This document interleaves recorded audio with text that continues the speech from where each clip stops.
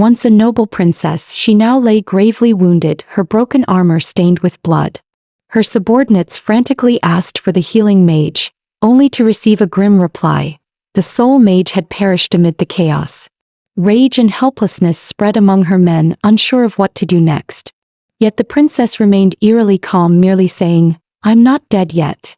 With a piercing gaze she asked coldly, "Have you found out who orchestrated this?" Bowing his head, a subordinate reported, "Clues from the enemy's beast reveal it was agents of His Majesty who set the ambush at the cliffs." The princess sneered as if unsurprised. Sounds just like my dear father. To protect one beloved daughter, he would not hesitate to kill another. Her mind drifted back to 8 years ago, when jealousy consumed the king, resentful that her mother and elder brother held more love from the people than he did. Driven by envy, he orchestrated a plot, accusing her mother of inciting her brother to use dark magic against the king. In the end, both her mother and brother were publicly burned at the stake under the false charge of treason, marking one of the kingdom's darkest chapters. As a child, she narrowly escaped death, thanks to her elder brother's secret arrangements. Sadly, her father had never intended to spare her from the beginning. 6 years ago, to silence any rumors and quietly eliminate her, the emperor sent her, only 15 years old, onto the battlefield under the pretext of protecting the nation.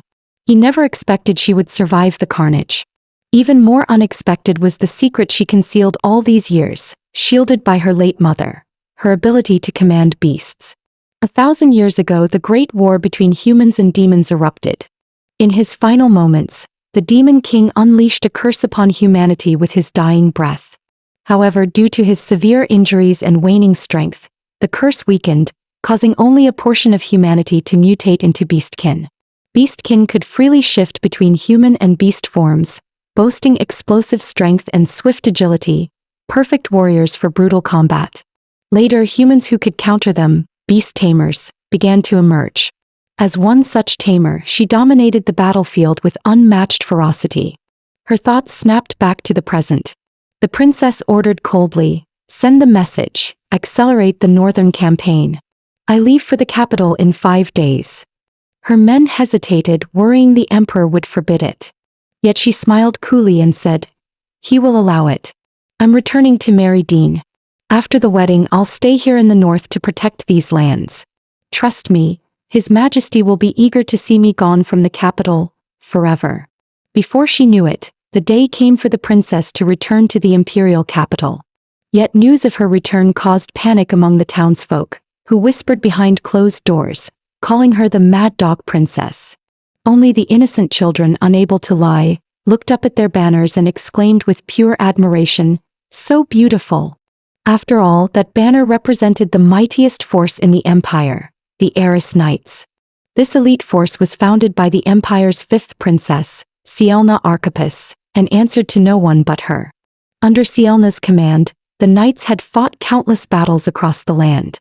They were undefeated, delivering victory after victory to the empire. In recognition of her achievements, Sielna was rewarded handsomely by the king, rising to fame as the beloved war goddess princess. But soon after, dark rumors began to spread, claims that Sielna was bloodthirsty by nature, and that her years defending the border were merely an excuse to indulge her thirst for slaughter. In no time, the war-weary people turned their gratitude into hatred, and the war goddess princess became the despised Mad Dog Princess. 8 months before Sielna's coup at a lavish banquet, a few men whispered among themselves, "I heard she's back, to marry Viscount Dean." Another man sneered, "Viscount Dean must have guts, daring to marry a woman like her." The others chuckled and agreed, "Well, she is a powerful princess after all." But the next second, a whip cracked through the air, knocking their wine glasses from their hands. Standing before them was none other than the princess they had been gossiping about, Sielna Archippus.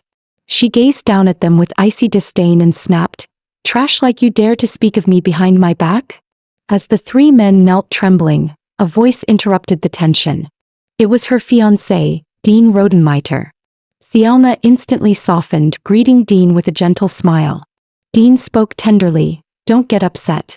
I'd hate to see you harm yourself over such nonsense." Yet deep inside, Sielna thought to herself, among all the noble sons in the empire, Finding someone like Dean was probably the only good thing her father had ever arranged for her. Not far away, a pair of eyes glared at them with quiet resentment.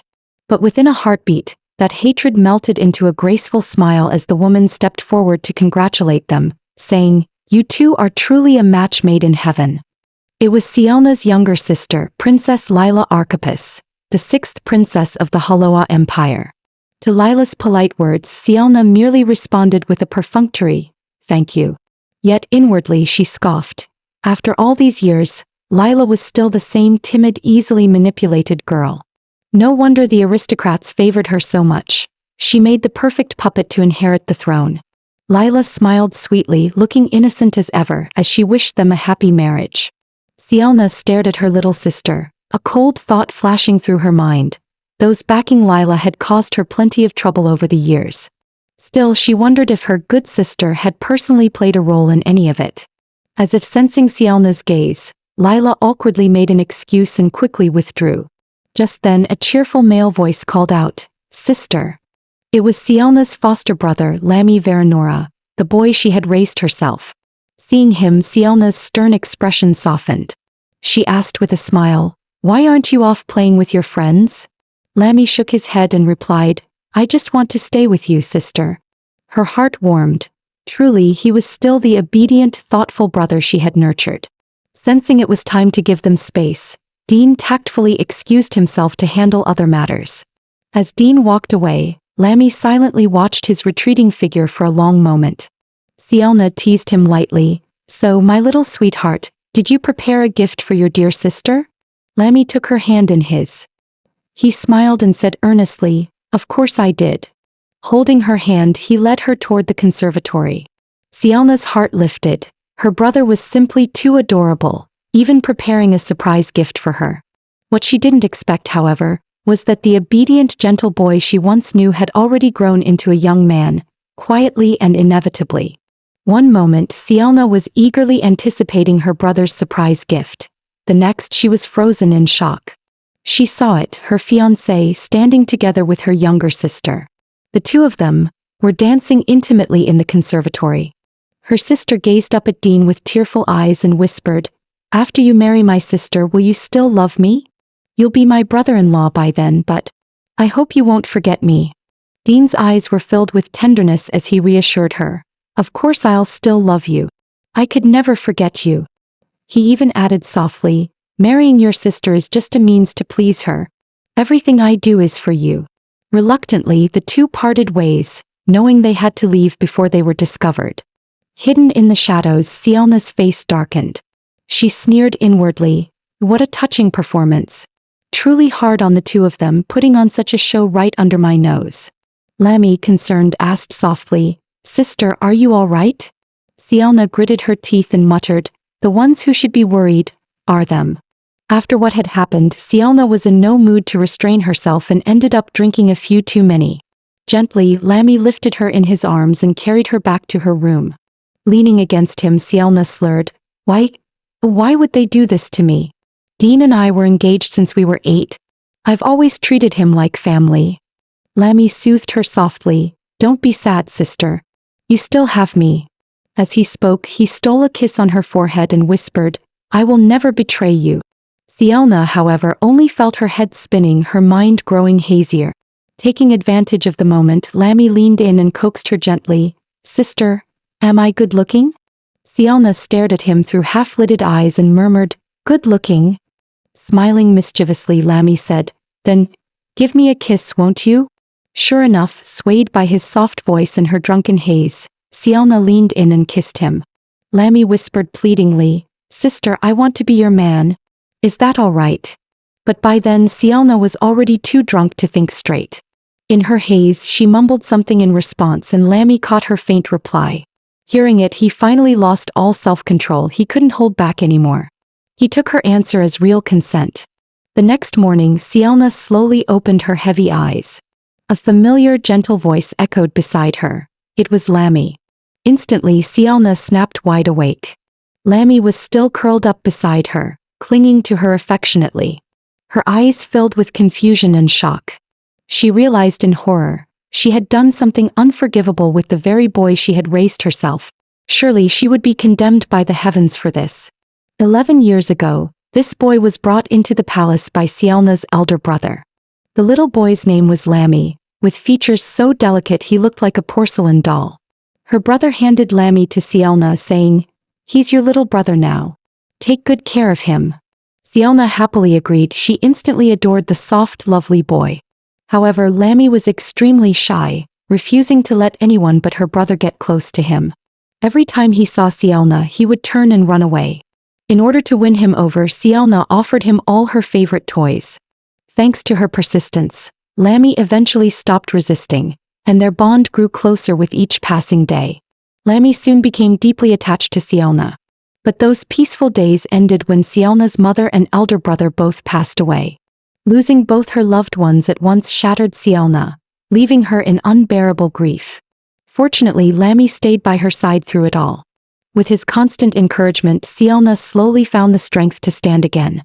For his sake, she forced herself to grow stronger. Together, they supported each other, surviving through a few precious years of peace. Until one day, Sielna's father used Lammy's safety to threaten her, forcing her to lead troops into battle. And from that moment on, they were cruelly separated by fate. As the memories faded, Sielna saw the now-grown Lammy sitting before her, silently crying. He kept blaming himself, sobbing that it was all his fault, that it was his foolish obsession that led to what happened last night. Tearfully, Lammy confessed that he had been the one to tempt his sister first. Sielna froze for a moment, confusion flashing through her mind. What does he mean? Her brother seduced her? Why? Lammy continued pitifully, begging, "Sister, you can hit me if you want. I'm so despicable." He loved her so much, yet he had done something she should hate. But instead of anger, Sielna gently ruffled his hair and said softly, "Don't cry. It hurts my heart to see you like this." She reassured him that she would never hate him, that she loved him the most. Secretly, though, she thought, why does he look even more beautiful when he cries?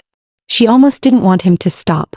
Hearing her words, Lammy's heart settled and he shyly asked, "So, does that mean you agree to be my woman?" Sielna was stunned, torn inside. At last she sighed helplessly, "All right, but this really fulfills those rumors. Keeping you by my side. And now you've truly become my child husband." She thought bitterly, everything that shouldn't have happened had happened, and now she must take responsibility. Lammy, however, was overjoyed, thrilled to be called her little husband, while Sielna silently lamented the guilt she bore, raising her little brother only to turn him into a man. Suddenly a knock came at the door. Someone reported, "Viscount Dean is here to see you." Hearing that name, Sielna's expression instantly darkened, anger rising within her. She replied coldly, "Let him wait in the reception hall." Lammy looked at her, visibly worried. She leaned down, kissed his forehead and whispered, "Don't worry." Then, dressing herself, Sielna got out of bed and told Lammy gently, "Rest a little longer. I'll go deal with that eyesore." After Sielna left, Lammy clutched the blankets tightly, his whole body trembling slightly. Blushing, he whispered shyly, "Sister, you're just too adorable." Meanwhile, in the reception hall, Sielna had already come face to face with Dean. Dean looked at her, this beautiful, powerful woman, and couldn't help but inwardly admire her brilliance. Yet he thought to himself, a woman who's too strong isn't ideal. If only she were a bit more docile, he could truly cherish her.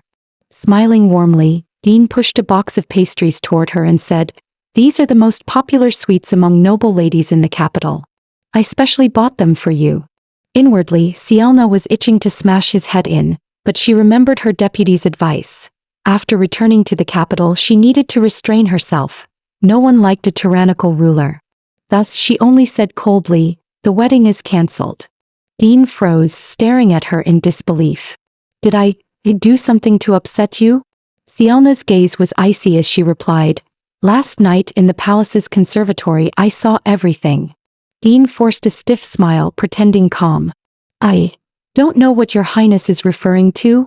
Without hesitation, Sielna repeated word for word the conversation he had with Lila the night before, each word sharp as a blade. Dean's composure shattered instantly, panic flooding his face.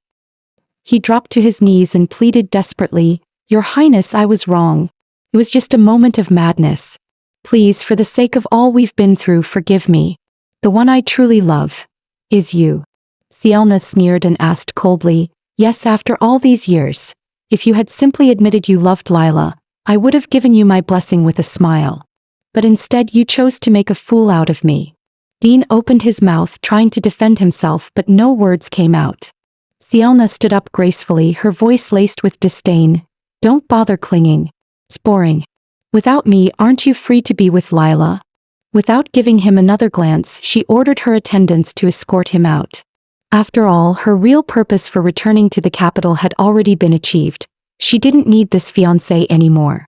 As she walked away, she contemplated her next move. If she dissolved the engagement, she would need a replacement quickly. Otherwise, her father would never let the matter rest. Still, this was an opportunity. Under the guise of seeking a new fiancé, she could approach the noble family's sons and secure stronger alliances for her plans. With that in mind, she called for her subordinates. She instructed them to prepare the formal dissolution papers and spread the news. The princess would be selecting a new marriage candidate. After handling all the arrangements, Sielna returned to her room to find Lammy waiting for her, fully dressed. He stood there quietly, wearing a slightly aggrieved expression. Seeing this, Sielna asked with a smile, "What's wrong?" Lammy bit his lip and whispered, "I heard, you're calling off the engagement?" Sielna squeezed his hand gently and said softly, "Let's talk inside." Hearing that, Lammy grew even more anxious and blurted, "Are you really going to pick someone else to marry?" He grabbed her hand tightly, his voice trembling with urgency. "Then what about me? Are you going to abandon me?" Sielna gently pressed him down onto the edge of the bed, smiling warmly. "Silly boy. I would never abandon you." Lammy murmured pitifully, "If my status weren't so low, you wouldn't have to go out and find a new fiancé." Sielna took his hand, looking him straight in the eye, and said firmly, "Listen to me. This is just a necessary tactic. I need a reason to approach those noble families and win over their power. Trust me. In my heart you will always be the most important. Nothing and no one could ever replace you." Still, Lammy whispered miserably, "But I'm so afraid you'll abandon me." Sielna gently stroked his hair, soothing him, "Silly boy, don't be afraid." Blushing fiercely, Lammy declared, "I want to stay with you forever." Soon, the news of Sielna dissolving her engagement reached the king. Furious, the king summoned her and demanded, "Why did you unilaterally break off the engagement and publicly announce you would choose a new suitor? What are you trying to do?" Sielna replied flatly, "Last night I personally caught Dean and Lila embracing in the palace conservatory. I cannot accept such betrayal." The king was visibly shocked by her words. Yet inwardly Sielna sneered. Of course he was surprised. Though she didn't say it aloud, she already knew the truth. She had investigated everything. It was the king himself who had secretly instructed Lila to seduce Dean, promising her the throne if she succeeded in seizing Dean's support and her power base. Still, the king had the audacity to scold her, saying, "Even so, you shouldn't act so recklessly. Canceling an engagement on a whim, what will the ministers think?" Hearing her father's words, Sielna could hardly stop herself from inwardly scoffing. A king and a father, yet he taught his daughter to seduce a man? Truly, he was the good father she had come to expect. Selfish, despicable, and utterly shameless. Masking her disdain, Sielna replied coldly, "Those people? I couldn't care less what they think. I've never used things others have touched, men included." The king narrowed his eyes suspiciously. "Is that really all?" Sielna rolled her eyes internally and said dryly, "What else could it be?" The king's voice turned colder. "It better be. Remember, if it's not yours, don't even think about it. And to prevent any distractions while you pick a husband, you'll hand over command of the heiress knights for now. Focus on choosing someone suitable." Sielna smirked inwardly. How typical. He was afraid of her power after all. Seeing her faint smile, the king's face darkened. "What are you smiling at?" Sielna didn't bother to argue, replying blandly, "I'll do as you say, father." Satisfied on the surface, the king dismissed her, though deep down he remained uneasy. After she left, he turned to his aide and asked, "How old is Lammy now?" 18, Your Majesty, came the respectful reply. The king's eyes gleamed coldly. Time to arrange a marriage for Lammy. If he bound the boy to some powerless common girl, Sielna would have no leverage left to stir up trouble.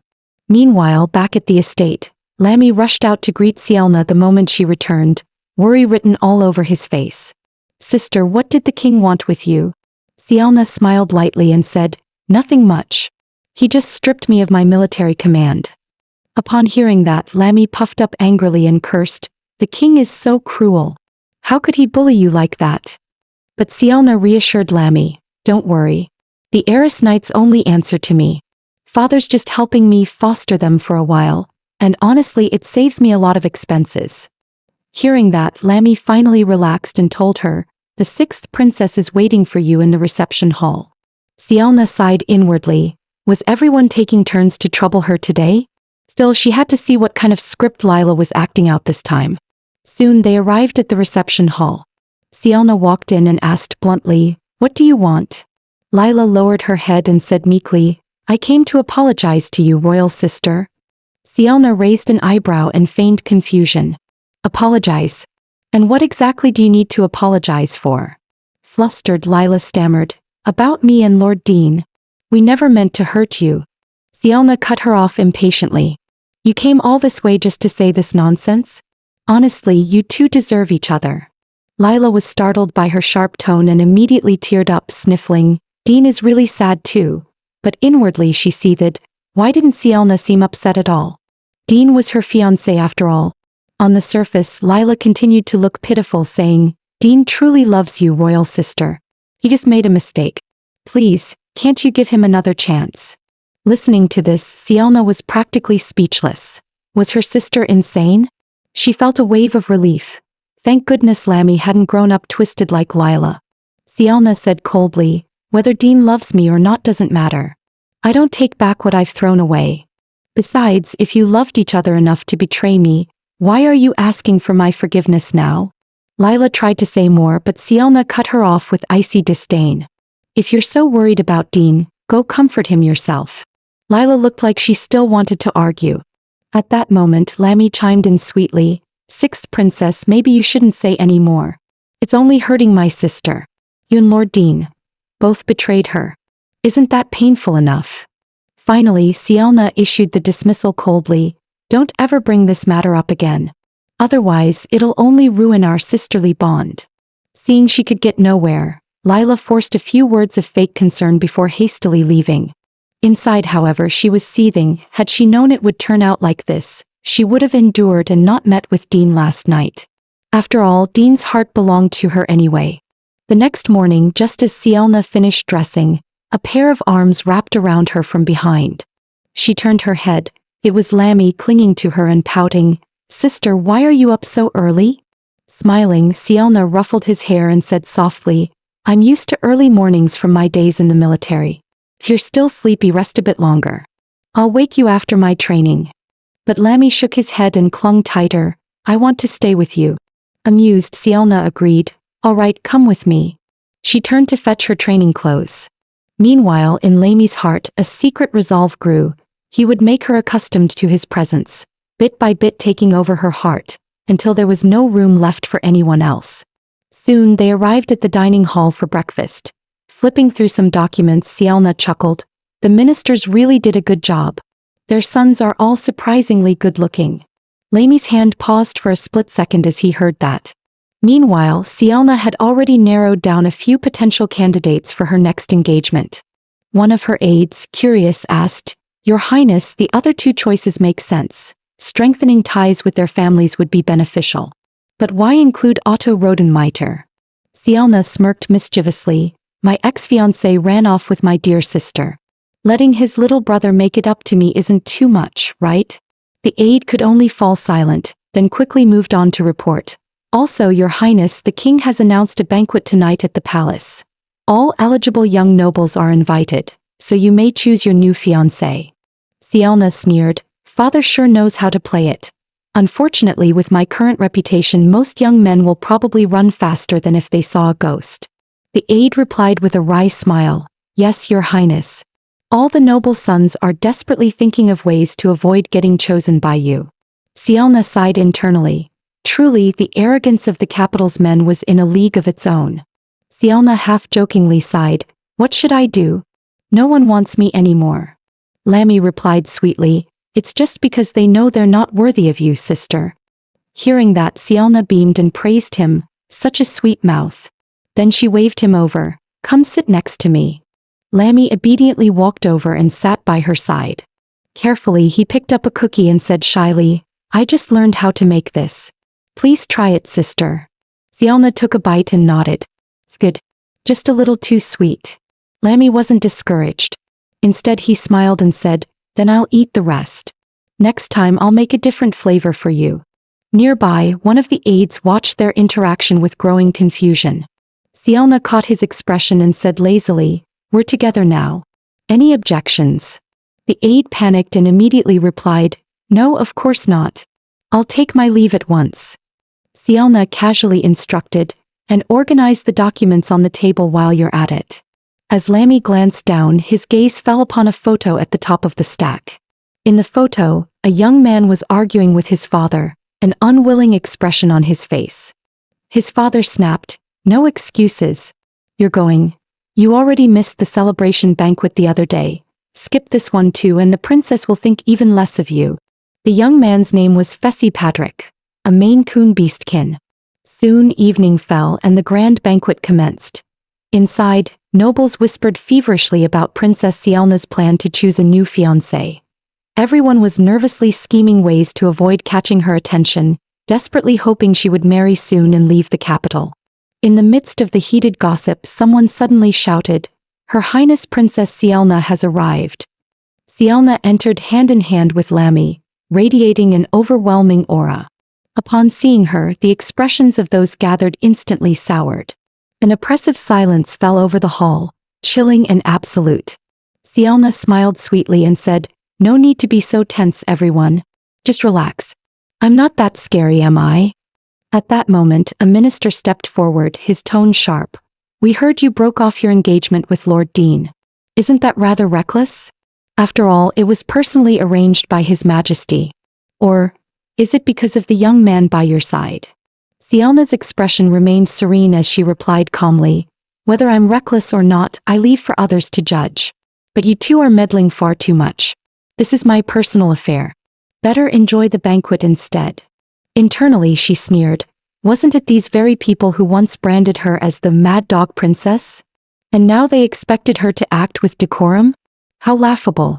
Uninterested in wasting any more time, Sielna led Lammy toward the second floor of the hall. Just then she caught a glimpse of Lila sneaking glances in a particular direction. Following Lila's gaze, Sielna immediately spotted the source.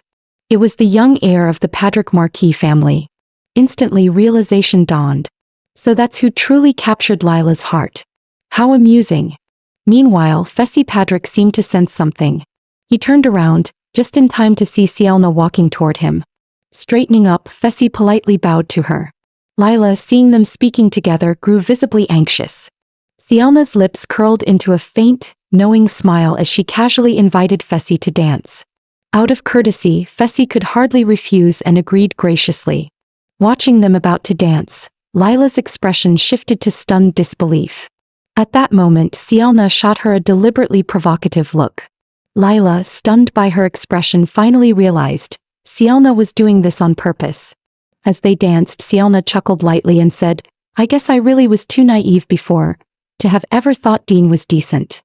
Hearing that, Fessy stiffened completely, a surge of panic rising in his chest. Was the princess setting her sights on him now? Sielna continued, smiling slyly, Why don't you become my fiancé instead? I find you quite satisfactory. Fessy bowed hurriedly, replying nervously, Thank you for your highness's favor, but I am unworthy of you.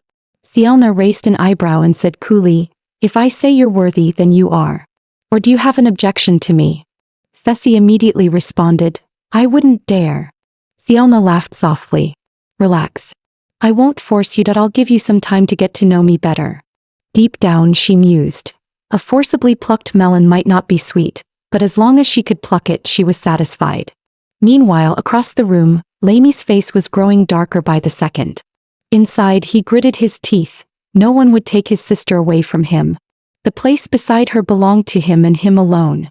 On the other side, Princess Lila watched, her heart pounding with dread as she saw her beloved dancing with her sister. Noticing her pale face, someone nearby called her name softly in concern. Lila forced a smile and said, "It's nothing.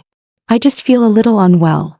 But inside, terror gripped her. What if Fessy really fell for Sielna? Back on the dance floor, Sielna showed no signs of relenting, casually teasing Fessy further. She tilted up his chin with a playful hand, smiling charmingly. "The more I look at this face, the more I like it." But this bold, teasing gesture made Fessy's expression darken. A flash of anger appeared in his eyes. Sielna wasn't upset at all. She simply smiled and said, "Think carefully about what I said. I hope to be the one who gets to see your tail." In this world, beastkin only revealed their tails to the ones they truly loved. After saying this, Sielna turned and walked away, smirking to herself. This should be enough. Soon the king would hear rumors about her being smitten with Fessy's looks.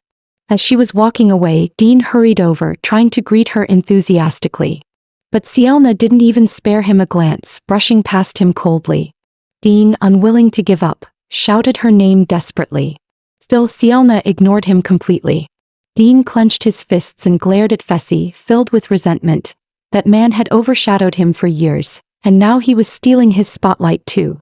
Meanwhile, Sielna made her way back to Lammy and gently asked, "Did you wait long?" Lammy obediently shook his head and replied softly, "No."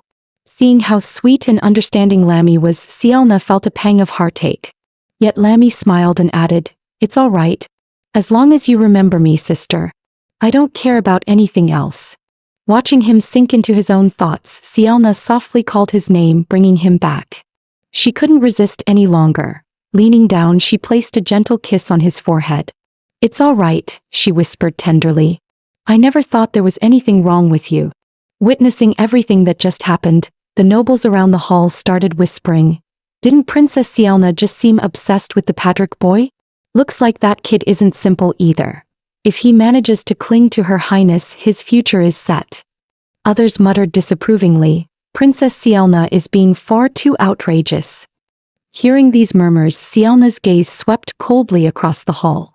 Instantly, the entire ballroom fell into a deathly silence, no one daring to speak. Turning back, Sielna gently reassured Lammy, "Ignore them. They're just a bunch of fools who love to gossip." Lammy obediently nodded, smiling sweetly, "I know. They're just jealous because you treat me so well." Seeing that he wasn't upset, Sielna's heart softened even more. She smiled and asked, "Would you like to dance with me?" Just then, a small commotion arose at the entrance. Someone exclaimed, "The young master from House Ivanovich has arrived." A handsome young man entered, smiling warmly as he greeted two noble ladies. He was none other than Slo Ivanovich, the grandson of Duke Ivanovich. Standing not far away, Slo watched everything unfold and quietly sighed. The boy Sielna had raised beside her had finally grown up, and finally stood at her side. At that moment, Sielna also noticed Slo's presence. Slo immediately smiled warmly and greeted her, while secretly thinking, if even Lammy could stay by her side, maybe he had a chance too if he worked hard enough. Familiar with each other, they quickly fell into casual conversation. Slo explained that he hadn't attended her celebration banquet a few days ago because his grandfather's health had taken a turn for the worse. Sielna smiled lightly and said, "No need to be so formal. Is the Duke feeling better? I should find time to visit him." Though answering politely, Slo's eyes occasionally drifted to where Sielna and Lammy's hands were linked. Then, as if casually, he asked, "I heard you broke off your engagement with Lord Dean?" Sielna replied nonchalantly, "Yes. Some things happened, and that was the result." Slo chuckled and added, "Word around the capital is that you're looking for a new fiancé. I wonder, might I have the honor of being a candidate?" Sielna laughed softly, "Brother Slo, don't tease me. Right now, the young nobles are all scrambling to avoid me." Slo, undeterred, said, "Then save me a spot."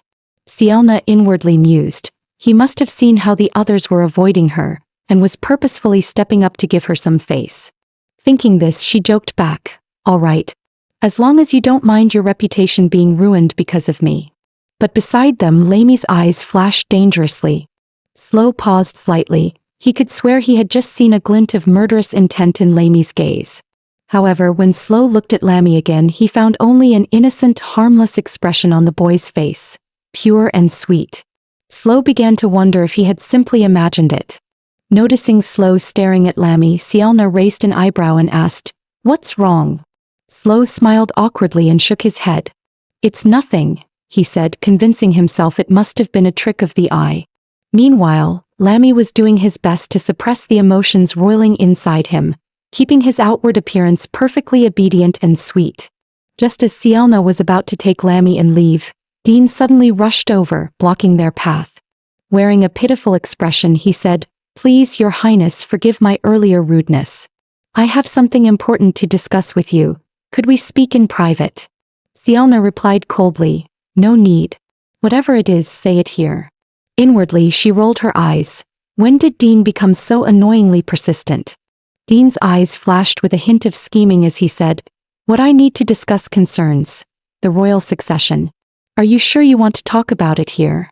Sielna froze briefly, feeling a headache coming on. Reluctantly, she compromised and said to Lammy, "You go on ahead." Lammy nodded obediently without asking anything, then turned and left quietly.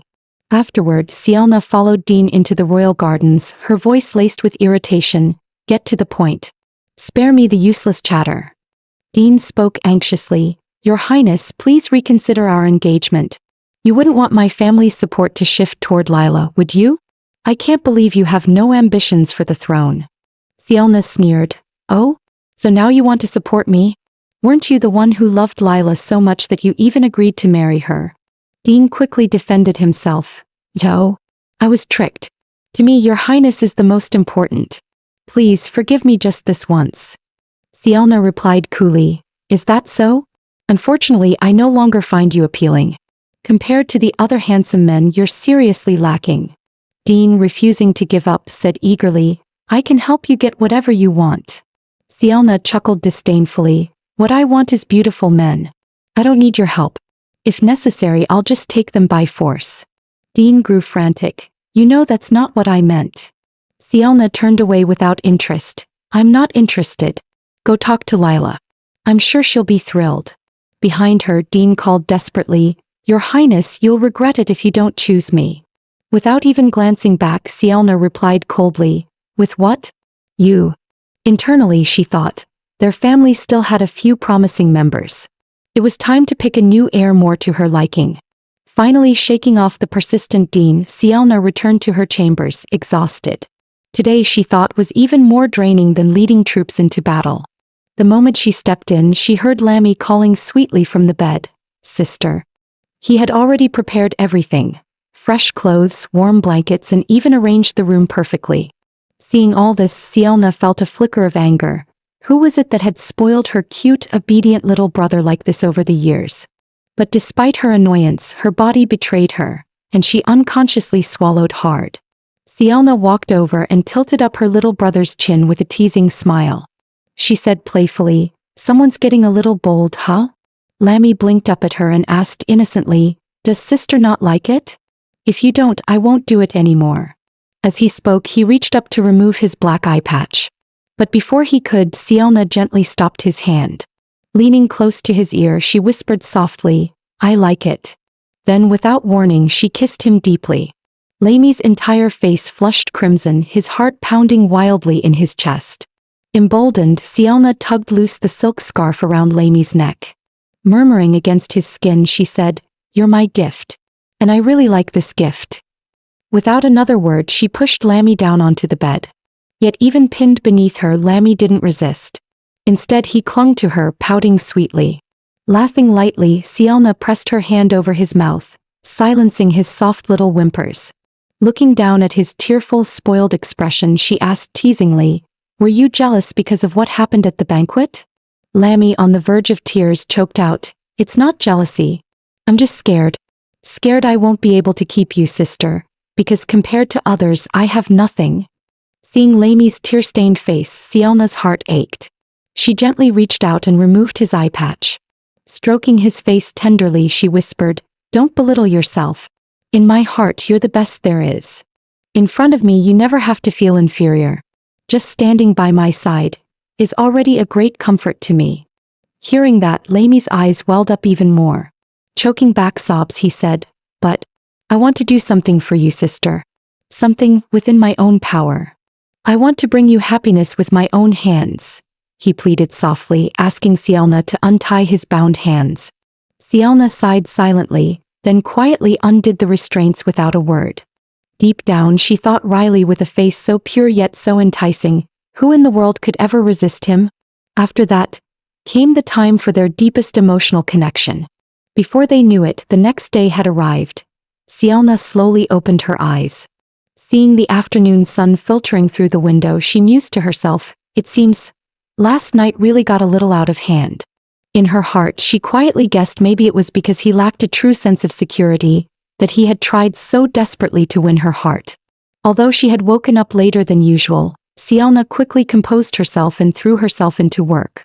Before long, there was a knock at the door. One of her aides had come to deliver the daily reports. Presenting a document, the aide respectfully said, "Your Highness, this is the transfer paperwork for the Heiress Knights, sent by His Majesty today. It requires your signature." Sielna took the document, sneering lightly. "He really couldn't wait even a single day, huh?" After signing, she casually instructed, "Pass down the order. They don't need to restrain themselves too much. Let them do as they please. If anything happens, I'll take full responsibility." Her aide looked panicked and pleaded, "Your Highness, now that you've returned to the capital, you can't act as recklessly as before." Sielna waved her hand casually and smiled, "Got it. I'll hold back a little." But then her eyes glinted with mischief as she added, "Still, since father stripped me of my military power, shouldn't I return him a little gift too?" The aide sighed helplessly and advised cautiously, "Please, Your Highness, stick to the original plan. Don't stir up unnecessary trouble." Sielna chuckled indifferently, "Relax. I'll only target the people and matters he doesn't care about. It won't affect the bigger picture." She paused for a moment before continuing, "Still, since we've just returned to the capital, our intelligence network is still lacking. We're not completely familiar with the current situation. Isn't that right, Lammy?" Lammy smiled sweetly and replied, "Whatever sister says is correct." Then he added gently, "If you need information, sister, I know someone who would be a great help." Sielna raised an eyebrow in amusement and said, "Looks like you've seen quite a lot during your years here in the capital, hmm?" Watching the sweet, affectionate scene between Sielna and Lammy, their aide could only sigh inwardly. One's responsible for killing, the other for handing over the knife. Could they maybe give me a break? Suddenly, Sielna looked up and ordered, "Send an invitation to the Duke of Ivanovich. I'm planning to pay him a visit." She turned to Lammy and said, "Come with me." After all, without the Duke's quiet protection during their childhood, they might not have survived safely to this day. Lammy had no objections, smiling sweetly, "I'll go wherever sister goes." Meanwhile, inside the royal palace, the king looked down at the document in his hand and murmured with satisfaction, "Now I can finally rest easy for a while. I just need to find an opportunity to arrange a marriage between Sielna and that child. There shouldn't be any young nobles bold enough to approach her anymore." A courtier bowed his head and reported, "Indeed, Your Majesty. Because of Princess Sielna's reputation, the young noblemen have been avoiding her. However, Princess Sielna has just sent a visitation request to the Duke of Ivanovich." After a moment of contemplation, the king said, "The Duke of Ivanovich has always shown Sielna special care. It's only natural for her to pay him a visit upon returning to the capital. Besides, after losing his only son, the Duke withdrew from political struggles. Surely he wouldn't want his only grandson entangled in any danger. Keep a close watch on Sielna's every move. I hope she doesn't disappoint me. I don't want to lose another child of my own." Meanwhile, outside the Duke of Ivanovich's estate, Slow leaned in and said softly to his grandfather, "Your Grace, Her Highness has arrived." The Duke, upon hearing this, immediately led Slow to personally welcome her. The carriage came to a graceful stop, and Princess Sielna descended elegantly, offering a courteous greeting to the Duke. The Duke smiled warmly, welcoming Princess Sielna with heartfelt enthusiasm. Sielna asked with genuine concern, "Your Grace, why did you come out personally? Brother Slow told me your health hasn't been the best lately. You should be resting." The Duke chuckled and waved her concern away. "Don't listen to Slow's nonsense. I'm perfectly fine. Slow grinned sheepishly and added, that's my fault. Grandfather is as strong as ever. Please pretend you didn't hear what I said, Your Highness. The Duke looked at Sielna with gentle eyes and said warmly, these past years must have been hard on you, Your Highness. Sielna smiled calmly and replied, not at all, fighting for the Empire is my honor. Hearing her answer, the Duke nodded in satisfaction, saying with heartfelt praise, you truly are a good child. After a few polite exchanges, Sielna suggested with a smile, let's head inside, I'll tell you some interesting stories from the Northern Front. Inside, she and the Duke chatted happily, the atmosphere light and cheerful. However, after a while, the Duke subtly shifted the conversation, asking, surely it wasn't all amusing stories out there, was it? You must have encountered your share of dangers too, Your Highness. Sielna simply smiled and answered calmly, it's all in the past now. I'm here safe and sound, aren't I? Hearing her nonchalant reply, a complicated look briefly crossed the Duke's eyes, but he eventually sighed and agreed, yes, it's all in the past. Then he turned serious and said, slow Lammy, you two step outside for a bit. I have something to discuss privately with Her Highness. Slow obediently answered, of course grandfather, that will be right outside. Please take your time. Once the room quieted and only the two remained, the Duke finally spoke in a low voice, Your Highness, you didn't return just to get married, did you? Sielna stayed perfectly composed and replied calmly, you're right, Your Grace. The Duke's expression grew serious as he asked solemnly, are you truly planning to contend for the throne? Sielna's voice was firm and unwavering as she said, I must fight for it. That throne originally belonged to my elder brother. All I'm doing is taking back what was stolen. Besides, the king owes us a debt. One day I will make him kneel before my mother and brother's graves and beg for their forgiveness. Hearing her words, the Duke's eyes softened with pride as he said warmly, good. Your mother and brother raised you well. Your brother's efforts to protect you were not in vain. After finishing their conversation, Sielna rose and prepared to take her leave. As soon as the door opened, Lammy rushed over with a bright smile, cheerfully calling out, sister. Watching this, the Duke advised kindly, young Master Lammy has grown up too. He must stay close by Her Highness's side from now on. She will never treat him unfairly. Lammy smiled sweetly and bowed, thank you, Your Grace. With the final courtesies exchanged, Sielna bid farewell to the Duke and turned to leave the estate. The Duke watched silently as Sielna and her companions walked away. He hesitated for a moment, then exhaled softly and murmured, Her Highness has grown so well. The late Queen and Crown Prince would surely be proud. Turning to Slow, his expression grew serious as he said, from now on, stay away from Her Highness. Slow's eyes widened in shock. Why? He asked. The Duke sighed and explained, the path she has chosen is destined to be harsh and dangerous. I don't want you getting dragged into it. But Slow, confused and earnest, protested, if that's the case, shouldn't I be helping her even more? Hearing this, the Duke's face darkened with anger. He snapped sharply, I said, stay out of Sielna's affairs. And avoid unnecessary contact with her. Slow could only watch helplessly as his grandfather stormed away. His heart ached with frustration. He had waited so many years for Sielna. Now that she was finally free from her engagement, how could he possibly give up so easily? Meanwhile, on their way back, Sielna watched a small boy tugging at his mother's hand, pleading to buy some donuts, and asking sweetly for extra to take home to his little sister. Gazing at the scene, Sielna said softly, this kind of peace and happiness among the people. That's what kept me fighting all these years. I don't want it to exist only within the capital.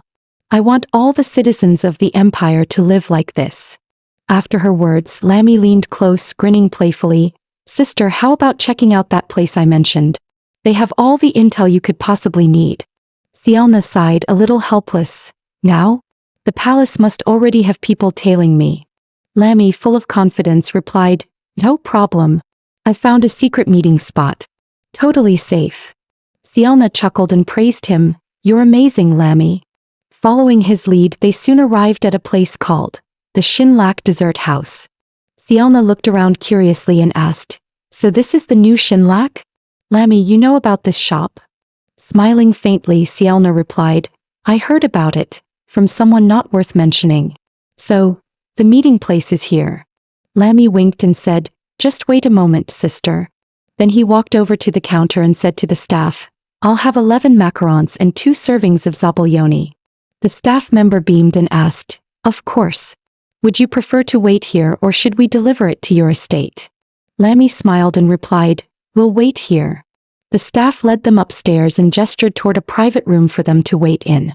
As Sielna stepped inside, she glanced around curiously and asked, "So this is the meeting point?" But in the very next second, a magic circle lit up beneath their feet. Sielna raised an eyebrow and remarked with interest, "A teleportation array, huh? How interesting." In a blink, they were transported to an entirely different location. There, a white-haired man greeted them warmly, "Welcome, honored guests. Please have a seat." Once seated, Sielna immediately asked bluntly, "Are you the head of the Intelligence Guild?"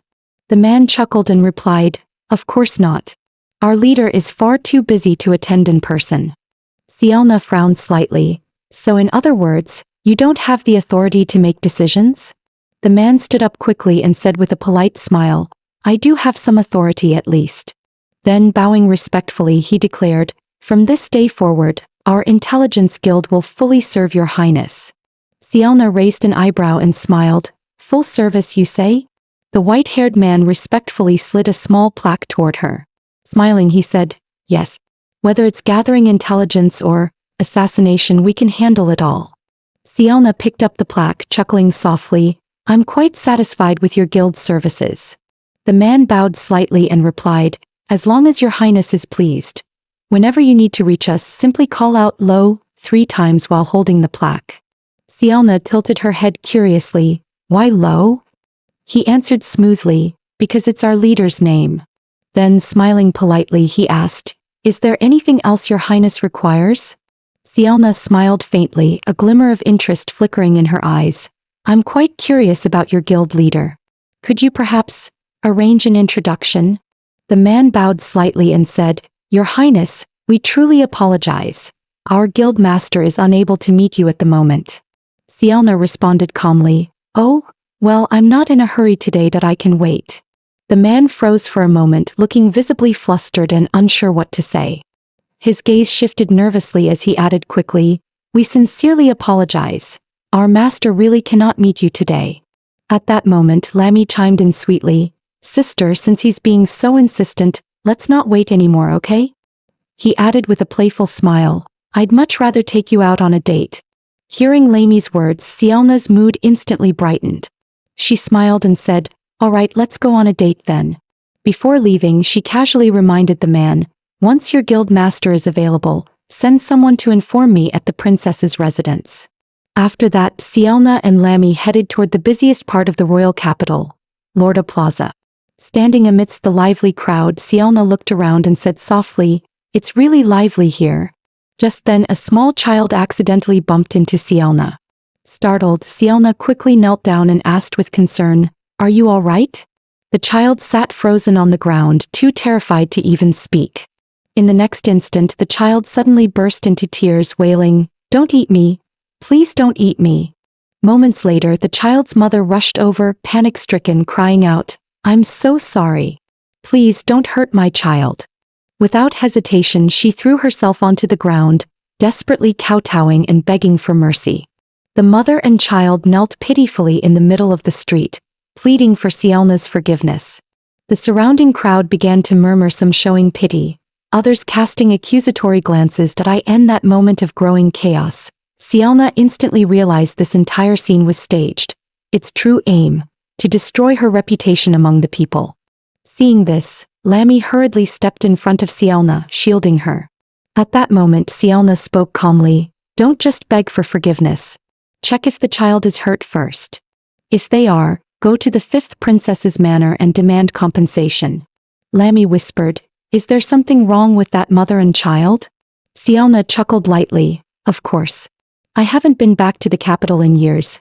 How could an ordinary civilian recognize me at a glance and immediately fall to their knees? By doing that, they're basically confirming in public that I'm the bloodthirsty monster from the rumors." Lammy asked worriedly, "So you're just going to let them smear your name like that?" Sielna smiled, "What else could I do, arrest them? Besides, didn't you notice? That mother and child were trembling the whole time. They're genuinely terrified of me. Anyway, this kind of reputation isn't something I can fix overnight. As the two continued walking, a splash of dirty water suddenly came their way. Luckily, they dodged it just in time, narrowly avoiding getting soaked. The culprit immediately dropped to their knees, frantically apologizing and claiming it was an accident. Lammy looked at Sielna with concern. Are you all right? Sielna replied calmly, I'm fine, though inwardly she sneered. Trying to drench me and provoke me into anger just to prove I'm a villain? Sielna scanned the crowd that had gathered once again. In her heart she thought, such petty tricks are laughable, but I suppose they're good enough for cowards who only dare to scheme from the shadows. Sielna's expression turned cold. She immediately ordered her guards to seize the man and bring in everyone he had recently been in contact with for interrogation. In her mind, she suspected this wasn't just a random accident. This man might be plotting something far more dangerous. The guards wasted no time and swiftly took action. The man struggled desperately, shouting, It wasn't me. I never intended to harm Her Highness. Just then Sielna caught sight of a suspicious figure out of the corner of her eye. She raised her hand slightly, giving a discreet signal. Her guards instantly understood her intent, quietly trailing after a man in a yellow robe. Sielna then joked lightly to Lammy, Looks like we're having an unexpected date here. Lammy grinned brightly and replied, Anywhere is fine as long as I'm with you, sister. Returning to business, Sielna calmly questioned the captured man. Speak. Who ordered you to do this today? The man, sweating nervously, stammered, No one. It was an accident. Sielna smiled slowly, her voice tinged with mockery. Oh? So you're saying you tried to assassinate me on your own initiative?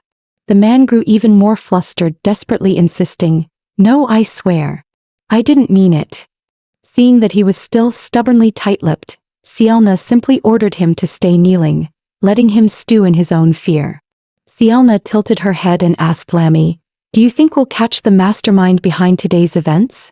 Without hesitation, Lammy nodded firmly, I believe in you, sister. Sielna chuckled and reminded him, Don't put blind faith in me. I'm no god, I can make mistakes too.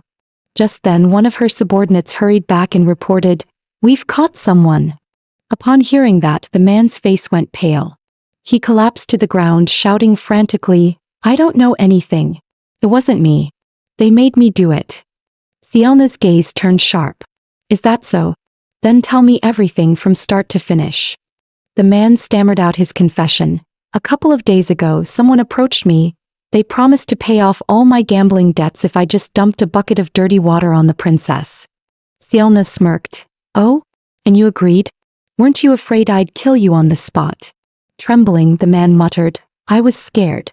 But if I didn't clear my debts, I was dead anyway. They said they'd arrange for someone to protect me in secret. Sielna laughed coldly. Their real plan was to provoke me into killing you in public. Tell me, do you honestly think they would have saved you? The man sobbed uncontrollably, trying to convince himself. No. They wouldn't. They wouldn't betray me. At that moment, Sielna turned to a nearby guard. By the way, what were you about to say? The guard reported quietly. The man took his own life out of guilt. We've already retrieved his body. Upon hearing this, Sielna looked down at the trembling man, her voice calm yet chilling. What a pity. If you had just held out a little longer, you would have walked away free. Sielna calmly ordered her subordinates to handle those who had plotted against her. Then she turned to Lammy and said, It's getting late. You should head back. Originally, they had planned to enjoy a proper date together. Sielna smiled and added, Once I find out who's behind all this, I won't let them off easily. Lammy smiled sweetly and replied, It's okay. We can always have another date. Sielna laughed lightly. Next time, let's pick somewhere we won't be interrupted. Just as she finished speaking, something caught her eye. She noticed a figure in a nearby carriage. It was young Lord Padrick. But, wasn't that carriage coming from the direction of Babib district? Why would Padrick be there? Lammy explained, young Lord Padrick's family funded a welfare center in Babib district. He often helps out there. Upon hearing this, Sielna murmured, What a good man. Yet in her heart she was already thinking, people like him must be drawn into my camp. Before long they returned to the princess's residence. Upon arrival, the butler came forward and reported, "Several maids have been sent from the palace by His Majesty's order." Without hesitation, Sielna rejected the offer, her mind sharp. Spies, no doubt. She added coldly, "Send them right back." However, she casually asked, "Which noble families are they from?" After all, sending these ones back wouldn't solve the problem. The palace would just send more. Yet the maids were so intimidated by her presence that none dared to answer. Sielna's patience thinned, her expression darkening. Finally, one timid girl stepped forward and stammered, I am Sanaa Hebrew from the Hebrew family." After a moment's thought, Sielna ordered the other two maids to be sent back to the palace. Internally, she couldn't help but scoff. "I hate indecisive people the most. No way father would send such useless ones." Just then, the two maids, terrified, dropped to their knees and desperately blurted out the names of their respective families, begging for mercy. After listening, Sielna sneered inwardly. Sure enough, they all came from families that had clashed with her before. Without a change in expression, she said, "Send them all back. I don't need any maids." And silently added, "Father sure is thoughtful in his selections."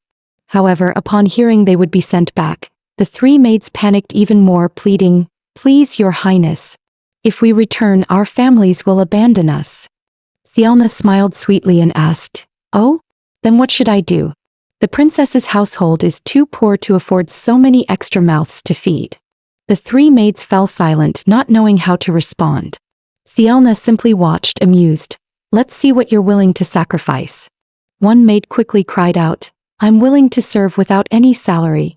Just let me stay and have enough to eat." The others chimed in hurriedly, "Us too. We don't need wages either." Sielna chuckled lightly, "All right then. Since you're so eager, you may stay." Inside, she was secretly pleased. Saved a good amount on expenses. My adjutant better praise my frugality later. The butler then led the three new maids down a dim, shadowy corridor.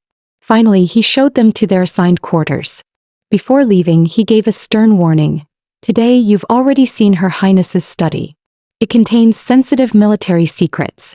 Under no circumstances are you allowed near it. If anything happens, not only will you suffer, but your entire families will pay the price." He added grimly, "And at night, do not wander around." One of the maids nervously asked, "Why aren't we allowed to wander around?" The butler only gave a strange, eerie smile without answering, then turned and left. Once the butler was gone, the room was filled with whispers and anxious murmurs. One maid, still trembling from fear, clutched another's hand tightly, refusing to let go. However, the other maid shook her off coldly without a hint of sympathy. Frightened, the girl turned to another maid and pleaded softly, "Can I stay close to you?" The second maid quickly agreed with a sweet smile, "Of course you can." But deep down she was sneering, so naive. "I'll have plenty of chances to use her later." Sielna was busy handling a mountain of official work in her room. Suddenly, her personal guard approached and reported. The king, her father, had sent an invitation to a family banquet, and it was almost time. Sielna had no interest in such gatherings, but since it was a family event, she had no choice but to show up and play along. Along the way, her young guard trailed behind anxiously, repeatedly reminding her, "Your Highness, please be careful with your words and actions at the banquet." After all, with her straightforward, no-filter personality, anything could happen. Even Sielna herself couldn't guarantee she'd behave properly. The young guard grew increasingly worried, imagining the scolding he'd get from the adjutant if anything went wrong. He nagged and clung to her like a worried old nanny all the way. In the end, Sielna sighed and gave in, waving him off. All right, stop following me." She went to the dressing room alone, only to find that Lammy was already there, waiting patiently.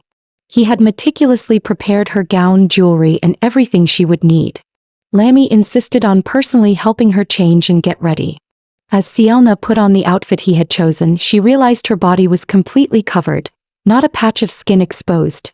Lammy looked utterly delighted, thinking to himself. He wanted to be involved in every part of her life, and if possible he even wished he could hide her beautiful face away from the world.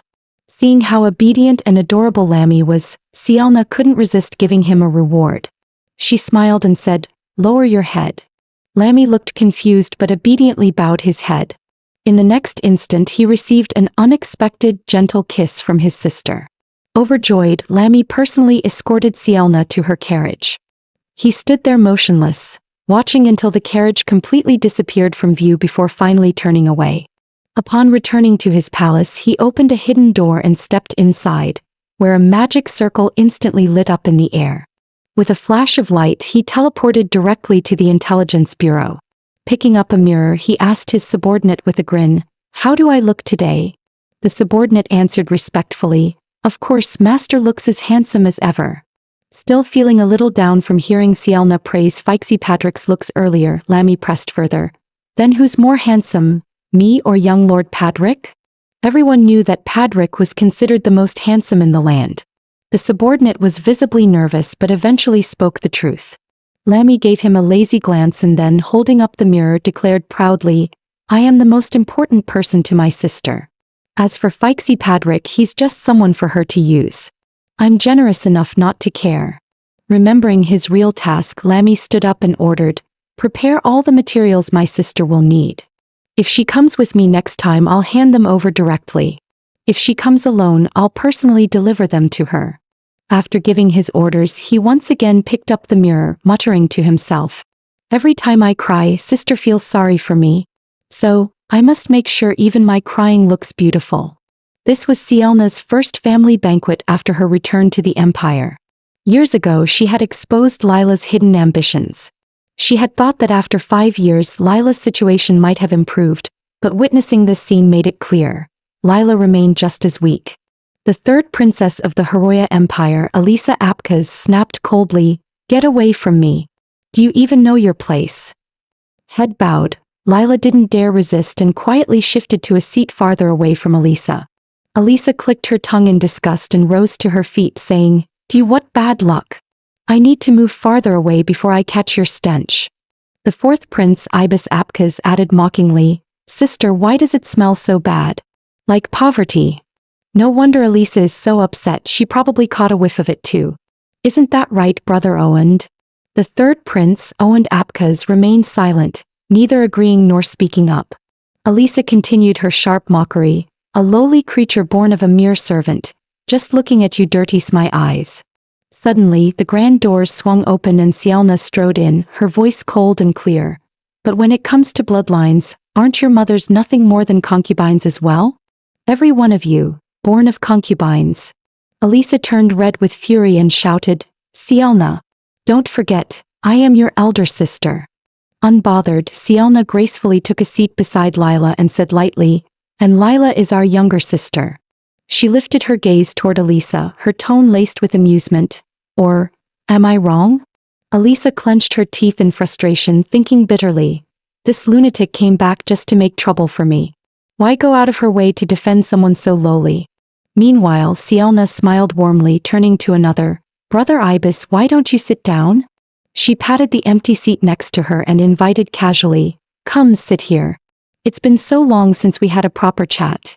Ibis obediently sat down, secretly thinking, "I don't care where I sit as long as I stay out of trouble." Owand greeted warmly, "Sielna, it's been a long time. You've worked hard over the years." Sielna returned the greeting with a polite smile, but inwardly she scoffed. Owand is still the same. Always showing up to play the good guy after the dust settles. Just then a maid announced loudly, "His Majesty the King has arrived." Everyone rose to their feet and bowed respectfully, declaring in unison, "Greetings to the son of the Empire." The king waved his hand casually, motioning for everyone to sit, and said warmly, "Today is just a family dinner between a father and his children. No need for formalities. Let's begin the meal." He glanced around the table and chuckled, "It's rare to see you all sitting together. You almost look like a loving, ordinary family." The line of royal children seated before him remained silent, offering no reply. Owand smoothly picked up the conversation, "Father is right. I feel the same way." Sielna inwardly sneered at his hypocrisy. Choosing not to waste her breath, she focused on enjoying the fine meal in front of her, ignoring the pointless charade. However, the old king wasn't done yet. Suddenly, he called out to Sielna, asking with a sly smile, "By the way, Sielna, have you chosen your fiancé yet?" Hearing the king's question, Sielna immediately understood. He must have already picked a candidate for her. She just didn't know yet which unfortunate soul it was. Still, she played along, replying calmly, "I'll take care of it soon." But before her words had even faded, the king suddenly sighed. "It's my fault for not managing Lila properly. If she hadn't stolen Dayan, you wouldn't have lost your fiancé." At those words, Lila froze, her whole body stiff with shock. Elisa immediately seized the opportunity to sneer. "Shameless." Just as expected from the daughter of a lowly maid, stealing someone else's fiancé without a shred of shame. Sielna inwardly scoffed. She didn't believe for a second that this was entirely Lila's fault. Without the king's tacit approval, Lila would never have dared. The king pressed coldly, "Lila, you were wrong. Apologize to your sister now." Lila had been forced to bow her head before, but to apologize in front of those who humiliated her? That was something she could hardly stomach. When she hesitated, the king's face darkened and he barked, "Lila, now." She couldn't understand why her father would treat her this way, but what choice did she have? In the end, she lowered her head and murmured an apology. Sielna smiled faintly and said, "It's all right. I forgive her." But inside she seethed. Just how far will he go to humiliate his own children? Disgusting. How did I end up being this man's daughter? After finishing his performance for the evening, the king stood up, announcing that he had other matters to attend to and left first. As soon as the old king left, Elisa sneered. No wonder Sielna's engagement was suddenly called off after she returned. "So it was you all along." Without waiting for a response, she raised her hand and slapped Lila hard across the face. Shouting furiously, "You deserve to be punished." Seeing that Elisa intended to strike again, Sielna swiftly grabbed her wrist, her voice cold and firm. "That's enough, sister." Elisa glared at her in disbelief. "You're still protecting her? She seduced your fiancé." Sielna remained calm, her tone frosty.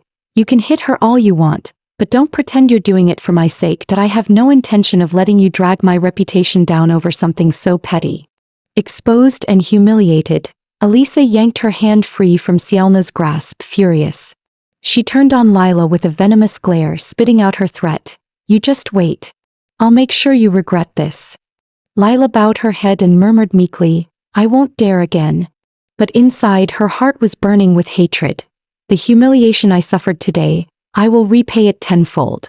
No matter the cost, I will claim that throne." Sielna glanced at Lila and offered a cold warning. "Before you act, use your head. Don't be so foolish that you don't even realize you're being used."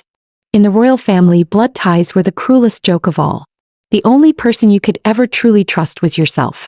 "Understood, sister," Lila replied smoothly, yet inside she sneered, "Of course I know. Without power, I'm lucky to even get scraps of favor from the king. Being used means nothing. If it gets me closer to power, to that throne, I'll pay any price." Seeing the expression on Lila's face, Sielna already knew. This girl won't give up until she hits a dead end. She simply left a cool remark, "Take care of yourself," then turned away, thinking mockingly, "A few sweet words and she really believes she has a chance. That throne? The king never intended it for her. Only for one person." After the banquet dispersed, the old king quietly summoned Lila again. Watching Lila being led away by a maid, Sielna sneered inwardly. What tricks is he planning now? In a private room, the old king put on a weary, fatherly face and sighed. "Lila, father truly wronged you earlier. You know how it is. Sielna, with the empire's strongest knights at her command, has no regard for her father at all. That if I hadn't given her some satisfaction publicly, she would never have let it go. I had no choice but to make you the scapegoat." Lila lowered her head and replied meekly, "It's all right, father. I'm happy to help shoulder your burdens." The king smiled warmly, patting her hand. Good child. Don't worry, what's meant for you, Sielna won't be able to steal away. You are the child I trust the most." Lila outwardly appeared obedient, but inside her heart grew colder. "Father thinks I'm a fool to be coaxed by such words. But without real power, what choice do I have? I can only endure and obey, until the day I can strike back." The old king was very pleased with Lila's obedient attitude and soon shifted to the main topic. "Your elder sister, Sielna, has such a fearsome reputation that no noble sons dare approach her. If she can't find a marriage partner, she'll be forced to remain in the capital. It's my failure as a father that she's ended up so isolated. Now only Lammy dares to stay near her. All I want is for Sielna to find someone she truly loves and marry. His true intention was clear. He wanted Lila to push Sielna and Lammy together. Lila, of course, understood perfectly and replied smoothly, I know what to do. After Lila left, the old king, to ensure everything went according to plan, instructed his men to assist her from the shadows. A subordinate, puzzled, asked, Your Majesty, if you see Princess Sielna as a threat, why not simply remove her? Aren't you afraid that once she's at the borders, her ambitions might grow and she could rebel? The old king smirked confidently, She won't. If she ever rebels, the first to suffer would be the people of the empire. The late empress and the former crown prince raised her too well. She would never harm the people. As long as she's away from the capital, I will never have to fear her. Meanwhile, Sielna was resting with her eyes closed in her carriage. Suddenly, her sharp senses picked up an intense, murderous aura instead of fear. A thrill of excitement coursed through her veins. The sudden ambush caught the coachman off guard, causing the carriage to lose control and crash onto its side. Sielna swiftly leapt out of the overturned carriage, taking down the leading assassin in just a few swift moves. She stood over him calmly and asked, Who sent you? The assassin gritted his teeth and said nothing, instead launching an even fiercer attack. Sielna's gaze remained utterly calm without a ripple of emotion. She calmly unfastened the bracelet on her left wrist and said coolly, Fine. If you won't talk, you'll all die here tonight anyway. With a spark of excitement, she revealed her whip blade. After returning to the capital, she hadn't had many chances to stretch her limbs. Tonight, these assassins would be her warm-up. Unfortunately, they were far too weak. She barely had any fun before she effortlessly defeated them all.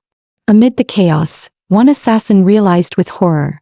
Sielna possessed royal blood. She was a beastmaster. Panicking, he tried to flee to report this discovery to his master. But he barely moved before Sielna snatched him back with ease. By then, her hidden guards had arrived, completely surrounding the remaining assassins.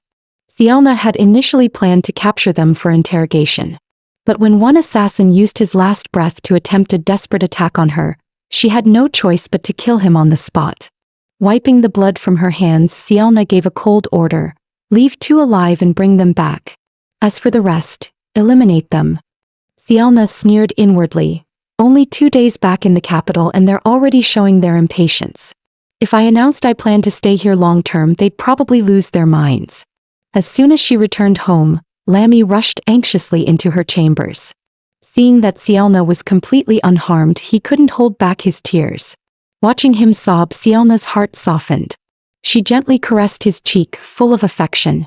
Feeling the warmth of her hand, Lammy muttered with obsessive determination, I won't let you go anywhere alone again from now on, I'll stay by your side at all times. If danger comes, I'll shield you with my own body.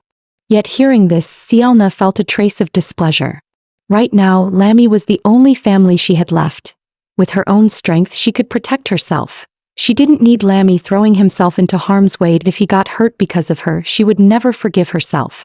She spoke seriously, I don't need your protection, reassuring him repeatedly, I will never let myself get hurt. But Lammy was just as stubborn that he had the power to protect her, and with enemies lurking so close, he couldn't bear to sit by and do nothing. Each harboring their own resolve, Lammy gently pulled Sielna toward the inner room, insisting on personally dressing her in a beautiful gown. Yet the moment he lowered the zipper of her dress, Lammy's expression darkened. Seeing the fading marks he had left on her snowy skin, a wave of dissatisfaction rose within him. No. I have to leave new ones. Lammy once again showed his teary-eyed, pitiful look, murmuring in a soft, guilty voice, There are so many marks on you that I left. I didn't mean to. I just love you so much I couldn't help myself.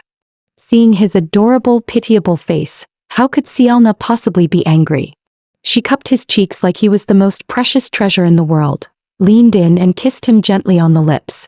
As the kiss deepened, her hands began to wander mischievously over his chest. If you mind, she whispered, then I'll leave some marks on you too, so we'll be even. With that, she lowered her head and gently nipped at his throat. Lammy felt utterly satisfied. Being needed and desired by the one he loved filled him with overwhelming happiness. When Sielna opened her eyes again, Lammy was already fast asleep, breathing peacefully beside her. Thinking about how worried he had been for her earlier, a warm tenderness filled Sielna's heart, but also a steely resolve. The hidden threats must be dealt with immediately. She ordered coldly, "Take me to the dungeons. I want to interrogate the two we captured tonight." Not long after Sielna left, Lammy quietly woke up. Seething at the thought of assassins making his sister worry so much, he raised his hand and summoned a magic circle. Facing the glowing formation, he issued a cold command: "Investigate everything about the attempt on Princess Sielna's life tonight." As the order was given, the magic circle slowly faded into the air. Deep in the dungeon, the captured assassins were being relentlessly whipped with a special kind of whip designed specifically to torment beastmen. Before long, they were beaten half to death, bloodied and broken, yet stubbornly refused to speak. Sielna grew impatient and waved her hand, signaling the guards to stop. She decided it was time to switch tactics, taking out a special torture device to force the truth from them. It was said that the fine needle could pierce through the skull without causing fatal damage, but the pain would be 10 times worse than being nailed by an ordinary spike, like a snake thrashing and tearing inside one's head. Sielna smiled coldly and said, "Let's see if that's true. We'll start with you." As the special needle drew closer and closer to the beastman's head, he finally broke down, collapsing in terror and begging for mercy, confessing everything he knew. After handling the matter, Sielna returned to her chambers to find that Lammy was already awake. The moment he saw her, tears streamed uncontrollably down his cheeks. "I had a nightmare. I dreamt you were hurt." Waking up and finding her gone had only deepened his fear. Seeing how worried he was, Sielna felt her heart ache with tenderness.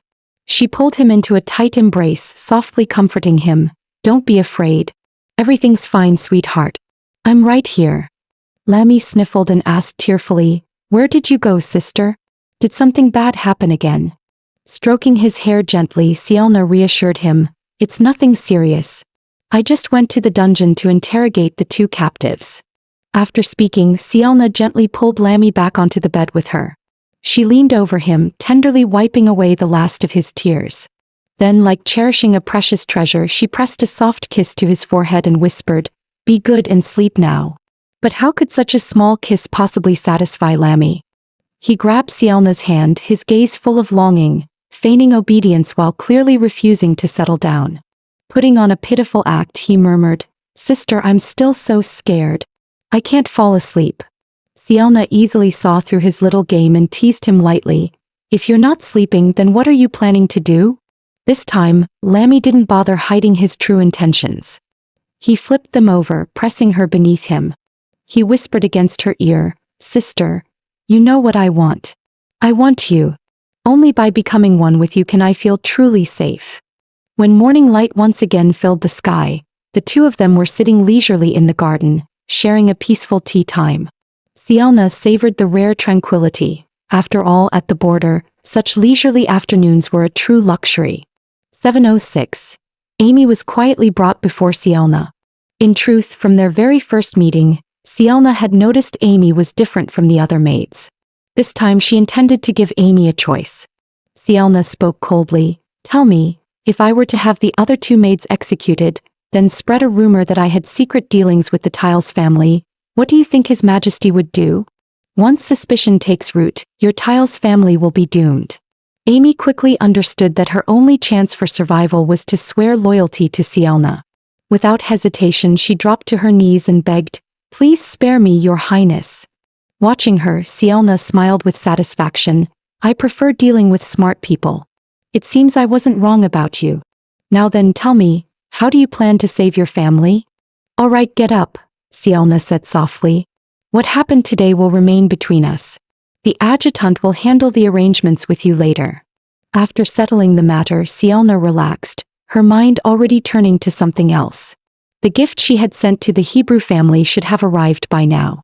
She smirked to herself, "I wonder, will Marquis Hebrew choose me or father?" Meanwhile, at the Hebrew Marquis estate, a heavy box had just been delivered. Upon hearing that it came from Princess Sielna's residence, the Marquis collapsed weakly into his chair, his face pale with fear. The Marquis trembled all over, his voice shaky as he said, "It's over." With His Majesty's suspicious nature, There's no way he'll tolerate our house now. One of his aides quickly tried to comfort him. But my lord, we've served his majesty loyally for so many years. Surely he wouldn't turn against us over something so small? The Marquis gritted his teeth, his face deathly pale. He didn't even spare his own son. What do you think we are to him? Hearing this, the aide grew visibly worried and asked, then what should we do? Is the market really doomed? The Marquis shot to his feet and declared, no, we must act. I will personally write to Princess Sielna and beg her to save us. I'll send her part of the list, those involved in the massacre of the Sengoder's family. She must see our sincerity.